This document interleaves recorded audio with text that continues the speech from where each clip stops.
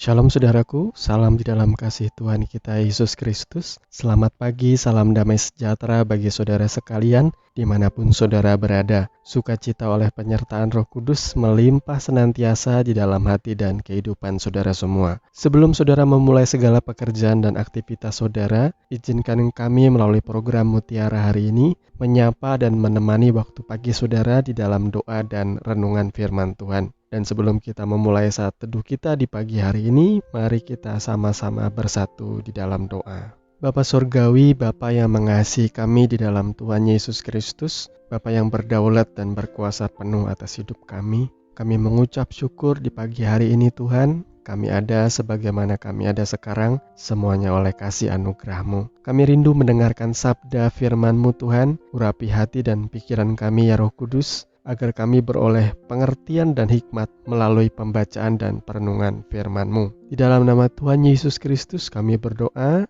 haleluya, amin.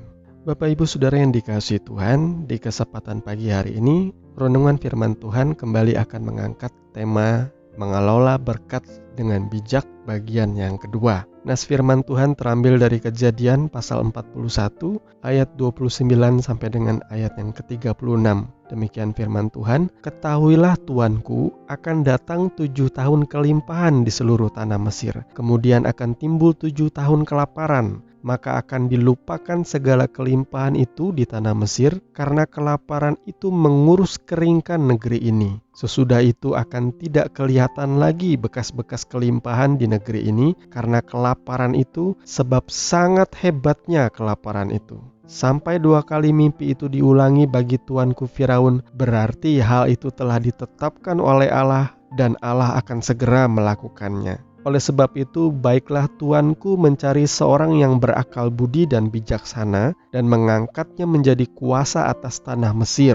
Baiklah juga tuanku Firaun berbuat begini, yakni menempatkan penilik-penilik atas negeri ini, dan dalam ke-7 tahun kelimpahan itu memungut 1/5 dari hasil tanah Mesir. Mereka harus mengumpulkan segala bahan makanan dalam tahun-tahun baik yang akan datang ini, dan di bawah kuasa tuanku Firaun menimbun gandum di kota-kota sebagai bahan makanan serta menyimpannya. Demikianlah segala bahan makanan itu menjadi persediaan untuk negeri ini dalam ke-7 tahun kelaparan yang akan terjadi di tanah Mesir, supaya negeri ini jangan binasa karena kelaparan itu. Amin. Tuhan mengingatkan saya tentang ayat ini yang menceritakan mengenai Yusuf dan Firaun, bagaimana Yusuf menerjemahkan arti mimpi Firaun, yakni mengenai 7 ekor lembu yang tambun, yang gemuk, yang kemudian ditelan oleh 7 ekor lembu yang kurus kering, kemudian 7 bulir gandum yang baik, yang berisi,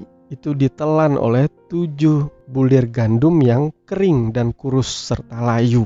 Tuhan mengingatkan tentang ayat firman ini di saat saya sedang mengalami kesusahan, saat dimana keadaan ekonomi saya tidak baik dan saya menyadari tidak kebetulan Tuhan memberikan ayat ini. Karena hikmat yang saya dapatkan dari kisah mengenai mimpi Firaun yang diterjemahkan oleh Yusuf ini, akan datang yang namanya 7 tahun kemakmuran, yang pada akhirnya diikuti oleh 7 tahun kekeringan yang sangat hebat. Sehingga saking hebatnya 7 tahun masa kekeringan yang kemudian itu, orang sampai lupa bahwa mereka pernah ngalamin yang namanya 7 tahun kemakmuran. Dan di dalam hikmatnya, Yusuf berkata, di dalam 7 tahun kelimpahan itu, tunjuklah orang-orang yang berakal budi, yang bijaksana, termasuk penilik-penilik kota, untuk mengumpulkan gandum dan bahan-bahan makanan itu, disimpan di dalam gudang atau di dalam lumbung-lumbung, supaya ketika masa kekeringan itu terjadi, mereka tetap memiliki makanan yang tersedia dengan limpahnya. Bagaimana saudara? Apakah saudara bisa melogikakan hal ini di dalam kehidupan saudara? Seperti pembahasan kita yang kemarin, kalau saudara hari ini ada di dalam keadaan yang diberkati oleh Tuhan, pekerjaan saudara lagi jaya-jayanya, atau saudara sedang berada di tempat yang sering disebut lahan basah, ingat bahwa tidak selamanya saudara ada dalam posisi ini. Akan ada saatnya saudara akan mengalami tahun-tahun kekeringan Itu sebabnya mari saudara mengelola berkat yang saudara terima itu dengan bijak. Jangan semua saudara hambur-hamburkan untuk gaya hidupmu. Beli ini itu yang mewah-mewah. Biar apa? Biar meningkatkan standar sosial di hadapan orang. Mari belajar sisihkan keuangan saudara untuk ditabung atau diinvestasikan. Jadi sekali lagi saya mau ingatkan, kalau tahun-tahun ini yang saudara jalani, saudara ada dalam kelimpahan. Jangan lupa untuk menyisihkan